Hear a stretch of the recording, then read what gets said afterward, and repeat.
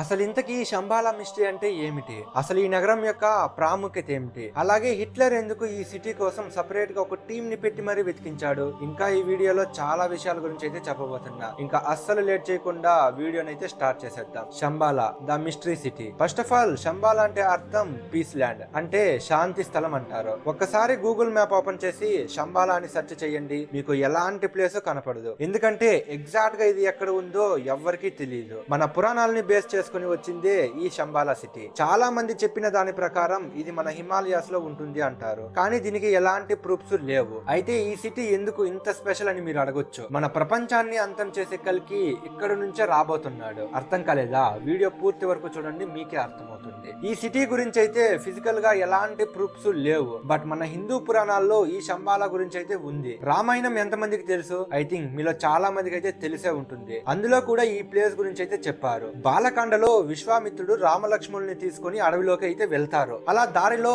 సిద్ధాశ్రమానికి అయితే వెళ్తారు. ఈ సిద్ధాశ్రమంలోనే ధ్యానం చేసి విశ్వామిత్రుడు అయితే జ్ఞానాన్ని అయితే పొందుతాడు అని చెప్తారు. ఈ సిద్ధాశ్రమం శంబాల నగరంలోనే ఉంటుంది అని అయితే బలంగా చెప్తుంటారు. రామాయణంలోనే కాదు, భగవద్గీత కల్కి పురాణం 2వ అధ్యాయం 17వ వచనంలో కూడా ఈ శంబాల నగరం గురించి అయితే ఉంటుంది. శ్రీ మహావిష్ణువుకి 10 అవతారాలు, అందులో 10వ అవతారమే ఈ కల్కి అవతారం. ఈ కల్కి అవతారం ఎప్పుడు ప్రత్యక్షం అవుతుంది అంటే కలియుగానికి చిట్ట చివరన సుమతి అనే ఓ మహిళకైతే పుడతాడు. తను పుట్టడానికి కొన్ని గంటల ముందైతే సుమతి భర్త అయిన విష్ణు వ్యాసుడైతే మరణిస్తాడు. అండ్ తన పుట్టిన కొన్ని రోజులకే తల్లి అయిన సుమతి గారు కూడా చనిపోతారు. అప్పుడు పరశురాముడు కల్కిని ఒక గుహలోకి తీసుకొని వెళ్లి అన్ని రకాల విద్యలను నేర్పిస్తాడు. కొన్ని రోజులకి కల్కి శంబాలా రాజ్యానికి అయితే రాజు అవుతాడు. ఎప్పుడైతే కలి ప్రభావం ఎక్కువవుతుందో మనుషులందరూ చాలా నీచంగా అయితే తయారవుతారు. ఆ టైంలో నీతి నిజాయితీ న్యాయం ధర్మం వంటివైతే ఏమీ ఉండవు. అప్పుడు కల్కి వచ్చి భూమి మీద అధర్మాన్ని మొత్తం ఆపుతాడు. అలా అధర్మం వైపు ఉన్న వారందరూ మరణించాక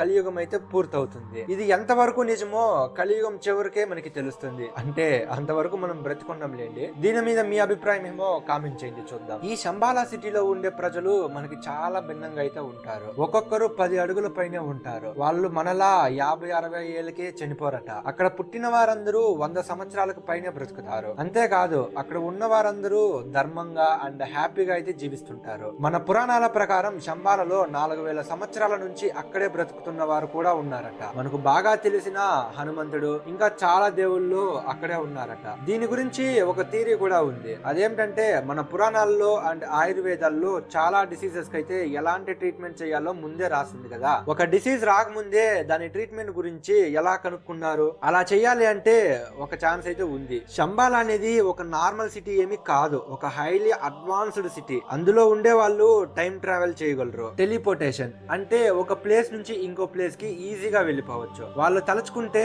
మనకు తెలియకుండా మన చుట్టూనే ఉండగలరట. ఈ శంబాలా సిటీ ఎంత పవర్ఫుల్ ఇప్పటికే మీకు అర్థమవుతుంది అని అనుకుంటున్నా. ఇది కేవలం హిందూ పురాణాల్లోనే కాదు, కాలచక్రంలో కూడా ఉంది. కాలచక్రం అనేది టిబెటియన్ బుద్ధిజం. ఇందులో అడ్వాన్స్డ్ టెక్నాలజీ గురించి అయితే ఉంటుంది. ఈ కాలచక్రంలో కూడా లేనంత అడ్వాన్స్డ్ టెక్నాలజీతో శంబాలా సిటీ ఉంది అని అయితే అందరూ నమ్ముతారు. 1985లో కాలచక్రం ఇనిషియేషన్ లో దలైలామా అనే ఒక పెద్ద వ్యక్తి. దలైలామా ఎవరో మీ అందరికీ తెలిసే ఉంటుంది. ఈయన ఒక ఫేమస్ సాధువు. ఆయన చెప్పింది నమ్ముతున్నావా అని అయితే మీరు నన్ను అడగొచ్చు. కొన్ని నమ్మొచ్చు, కొన్ని నమ్మకపోవచ్చు, అది ఎవరి అభిప్రాయం వాళ్ళది. ఇప్పుడు మీకు ఒక డౌట్ వచ్చే ఉంటుంది, ఇంతవరకు ఎవరైనా ఈ శంబాలా సిటీని చూసారా అని. ఒక వ్యక్తి మాత్రం తను శంబాలా సిటీని చూసాను అని అయితే చెప్పాడు. ఆయన పేరే మార్కో పోలో. 1254లో వెర్నీస్ లో ఈయనైతే పుట్టాడు. ఇతను వాళ్ళ నాన్న కలిసి అన్ని కంట్రీస్ కు వెళ్లి వాళ్ళ దగ్గర ఉన్న వస్తువులను ఇచ్చి కొత్త వస్తువులను అయితే ట్రేడ్ చేసుకునే వాళ్ళు. తనకి 17 సంవత్సరాలు ఉన్నప్పుడు ఏషియాకైతే వచ్చాడు. అప్పుడు ఒక సిటీని చూశాడట. అది చూడడానికి ఒక స్వర్గంలా ఉంది అని అయితే తను రాసిన పుస్తకంలో వివరించాడు. నేను చూసింది మొత్తం రాయలేకపోవచ్చు, నేను ఏం చూసానో నాకు మాత్రమే తెలుసు అయితే ఆ పుస్తకంలో రాశాడు. అండ్ తను ఈ ప్లేస్ కి వెళ్ళాక ఫస్ట్ శపించబడ్డాడట. ఎప్పుడైతే తను ఈ శంబాలా నగరం నుంచి తిరిగి వెనక్కి వస్తుంటే సడన్ గా వాళ్ళ క్రూ మెంబర్స్ అందరూ వాళ్ళ మీద వాళ్ళే దాడి చేసుకుని విచిత్రంగా చనిపోయారు అని కూడా చెప్పాడు. ఈవెన్ వరల్డ్ వార్ 2 టైంలో యుద్ధం చేసిన అన్ని కంట్రీస్ ని వణికించిన ద గ్రేట్ డిక్టేటర్ హిట్లర్ కూడా మన శంబాలా సిటీని కనుక్కోవడానికి ఎంతో ట్రై చేశాడు. దీని గురించి మీలో ఎంత మందికి అయితే తెలుసు? అది 1920 ఒక సైనికుడు మన హిందూ పురాణాల్లో దాగి ఉన్న సైన్స్ ని ప్రయోగించి ప్రపంచంలో కాలంలో ఎన్నో కొత్త టెక్నాలజీని కనిపెట్టొచ్చు అని అయితే రాసుకున్నాడు. అతడు కొన్ని సంవత్సరాలకు ఒక బిగ్ షాట్, ఒక డిక్టేటర్ అయ్యాడు. అతడే అడాల్ఫ్ హిట్లర్. సైనికుడిగా ఉన్నప్పుడే ఇండియన్ మైథాలజీ పైన ఎంతో ఇంట్రెస్ట్ చూపించేవాడు. ఎప్పటికైనా హిందూ మైథాలజీస్ గురించి పూర్తిగా తెలుసుకోవాలని అయితే చాలా ఆసక్తిగా ఉండేవాడట.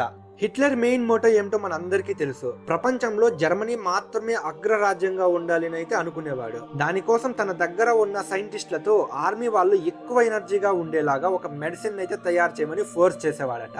ఒక హై టెక్నాలజీ యూజ్ చేసి బాంబ్స్ ని కూడా తయారు చేపించేవాడట. కానీ ఆయనకి ఇంకా అడ్వాన్స్డ్ టెక్నాలజీ అయితే కావాలి. అపోనెంట్స్ ఆ టెక్నాలజీని చూస్తేనే యుద్ధం చేయకుండా వెనుదిరగాలి. దానికి కావలసిన సోర్స్ అనే టెక్నాలజీ మన హిందూ పురాణంలోనే దాగి ఉంది అని అయితే హిట్లర్ గట్టిగా నమ్మాడు. అప్పుడు శంబాలా నగరం గురించి అయితే తెలుసుకున్నాడు. ఎలాగైనా శంబాలాని కనిపెట్టి ఆ టెక్నాలజీ తీసుకోవాలని అయితే అనుకున్నాడు. దానికోసం తన దగ్గర ఉన్న మేధావులను 1930లో పిలిపించి శంబాలా గురించి తెలుసుకోమని అయితే పంపించాడు. ఒక సంవత్సరం పాటు టిబెట్ లో వాళ్ళు వెతికి ఎలాంటి ఆధారము కనిపెట్టలేకపోయారు. ఆ ఆర్మీ వాళ్ళు అక్కడున్న సాధువులను అయితే అడుగుతారు, ఎలా శంబాలా గురించి తెలుసుకోవాలి అని. మాకు అసలుకి చిన్న జాడ కూడా దొరకలేదు, మీకు ఏమైనా తెలుసా అని అయితే ఆ సాధువుల్ని వీళ్ళు అడిగారు. దానికి ఆ సాధువులు పుణ్యాత్ములకు మాత్రమే ఈ శంబాలా సిటీ కనిపిస్తుంది అని అయితే జవాబిచ్చారట. ఈ విషయాన్ని ఆ క్రూ వాళ్ళు వెళ్లి చెప్పడంతో హిట్లర్ చాలా డిసప్పాయింట్ అయ్యాడు. ఈవెన్ చాలా సార్లు ఆ టెక్నాలజీ దొరుకుంటే బాగుండని అయితే అనుకున్నాడంట. ఈ విషయాలన్నీ డైరెక్ట్ గా హిట్లరే అక్కడున్న న్యూస్ పేపర్ కి ఇంటర్వ్యూ ఇచ్చిన టైంలో చెప్పాడు. ఇప్పటికీ ఆ శంబాలా గురించి రీసెర్చ్ చేసే వాళ్ళైతే చాలా మంది ఉన్నారు, బట్ వాళ్ళకైతే ఎలాంటి క్లూ అయితే దొరకలేదు. That's all for today guys. Video ఎలా అనిపించిందో కింద కామెంట్ సెక్షన్ లో తెలియజేయండి. వీడియో నచ్చితే లైక్ చేసి మరిన్ని ఇలాంటి వీడియోస్ కోసం మన నితిన్ వ్లాగర్ ఛానల్ అయితే సబ్స్క్రైబ్ చేయండి.